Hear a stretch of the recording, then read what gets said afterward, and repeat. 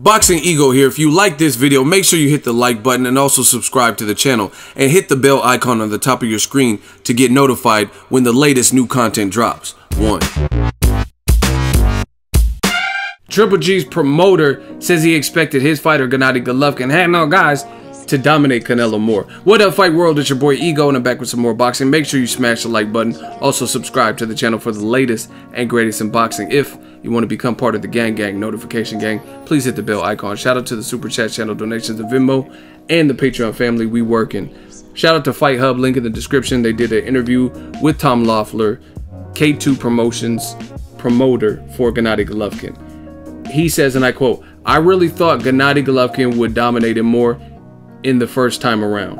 You've got to give Canelo credit with his movement. Canelo made a miss, but Canelo never moved as much as he did over 12 rounds. He had good footwork and he had good upper body movement. He fought in spurts." He went on to say he was only the second person to go 12 rounds with Triple G, along with Danny Jacobs. Triple G was able to knock down Jacobs in one of the rounds, but he couldn't do that with Canelo Alvarez. Now, I told y'all in January, tell the truth. Tell the truth. New media was coming, and I was going to make it my business to restore justice in the boxing game. And I'm having a phenomenal year. Like I always say, listen to what people say then and listen to what people say now. And you'll see who's consistent, who has to back off the blocks and backtrack and stuff like that. And it's so funny now that you have Triple G's promoter, he's basically admitting that he expected pretty much his fighter to dominate more, which is what I told you. I said I was at the fight, I covered the fight as media. I said initially I had Triple G winning. I was like, oh yeah, Triple G won. We all know Adelaide Bird's scorecard was some bullshit. And then because of the Adelaide Bird 118-110 scorecard put the fight under a magnifying glass or a microscope. Because of that scorecard, everyone's like, oh, this is outrageous. So I really started like thinking back to the rounds and thinking who did what. And I was like, man, you know what? Canelo did better than a lot of people are giving him credit for. Straight up. And now you have Tom LOEFFLER, who's basically saying the same thing. He expected Triple G to do more, which, I mean, if you look at how Triple G has been billed, I understand that statement. He's the boogeyman, no one from 54 to 68 can go 12 rounds with him, yet his last two opponents went 12 rounds with him. One guy out of those two had already been stopped before, you know what I mean? And Canelo did his thing. Now, I mean, you could say what Tom LOEFFLER said is accurate. He fought in spurts, but either way, Golovkin didn't look like this messiah or this like indestructible force versus Canelo. And that was Canelo's first real fight and challenge at that division. And the other thing, Tom LOEFFLER keeps saying that Triple G, this is the only person, the last two people. I don't understand why Tom LOEFFLER keeps saying that. He says he was only the second person to go 12 rounds with Triple G. Well, I guess maybe it's the 12 round thing. But there's other people that have a decision. Like Ian Gardner, he went 8 rounds with Triple G. So, I mean, that's still, even though you didn't go 12, you still went 8 rounds with him.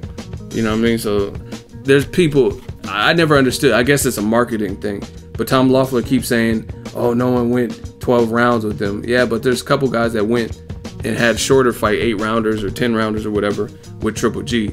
But the way Tom LOEFFLER keeps describing it in interviews, he's making it sound like nobody is going the distance with him. And that's not entirely true. If you look at Golovkin's record, you'll see he hasn't knocked out everybody. But I mean, I guess I guess it's the small print. Small print. Golovkin has 38 fights and he has 33 knockouts. So clearly not everyone went the distance. 2 of them were the last 2 fights, which were 12 rounders. But I mean, it's like I said, it's just a fine print, I guess you could say.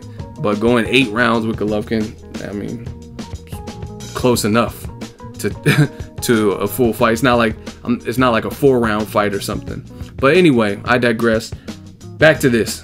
Tom LOEFFLER is saying that he expected his fighter to dominate Canelo more. So clearly Canelo made improvements from the Big Bear sparring years back and stuff like that.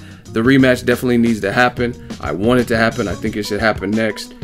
But I'm telling y'all, Canelo didn't do as bad as people. I think the Adelaide Bird bullshit scorecard got people's feathers ruffled to the point where they weren't even looking at the fight objectively. They're just, Canelo lost, Canelo lost. But if you really go watch that, Canelo did very good in the first 3 rounds.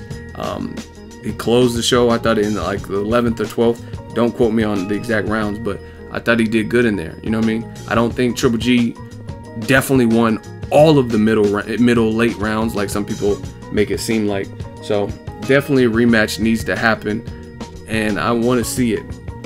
But I guess they're gonna wait for the David Lemieux, Billy Joe Saunders outcome, which is coming up. And other thing Loeffler said, Canelo never moved as much as he did over 12 rounds. But I kind of hate when people say stuff like that, because this is like any kind of game that implores strategy. It's like chess. It's like Uno. Like, you're playing a game of Uno. Your goal is to get rid of all of your cards and leave the other players stuck with cards. Point blank, period.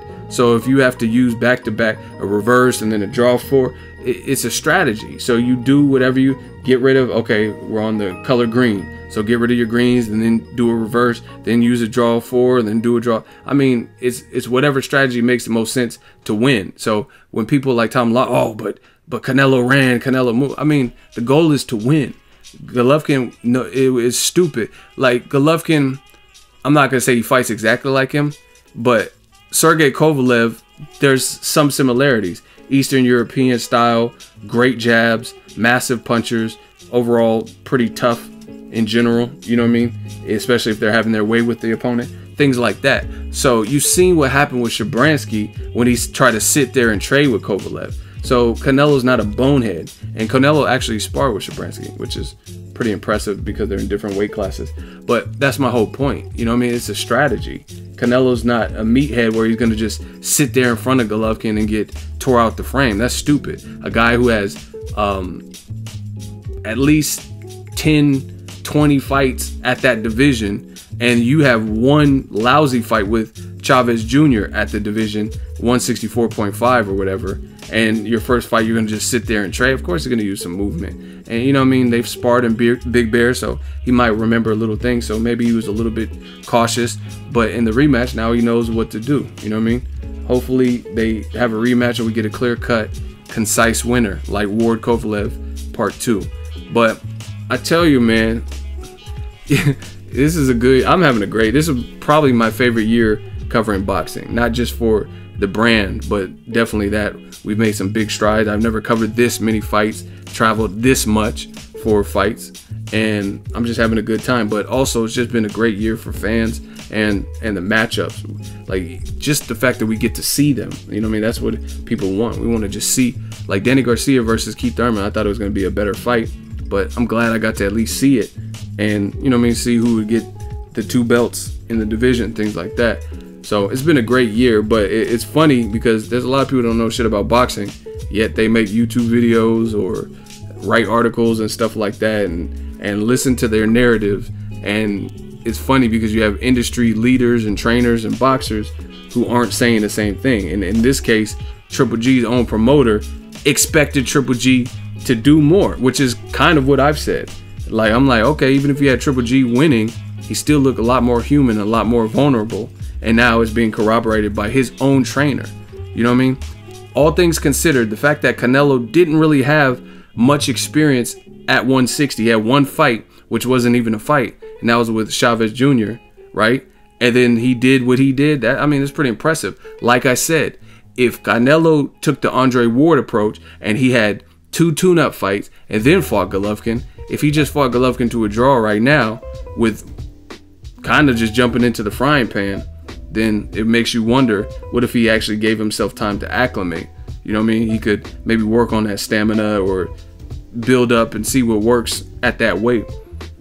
Either way, a rematch needs to happen. Let me know what you guys think. Drop it in the comment section. Make sure you smash the like button. As always, hate, comment, and subscribe. Till next video is Ego signing off. So if you enjoyed this video and want more content like this on the channel, you can show your appreciation by going to the PayPal donate button or the YouTube support button, and you can donate any amount that you feel is equivalent to the value of this video. Much more to come. Thank you guys for your support. Boxing Ego, the future of boxing.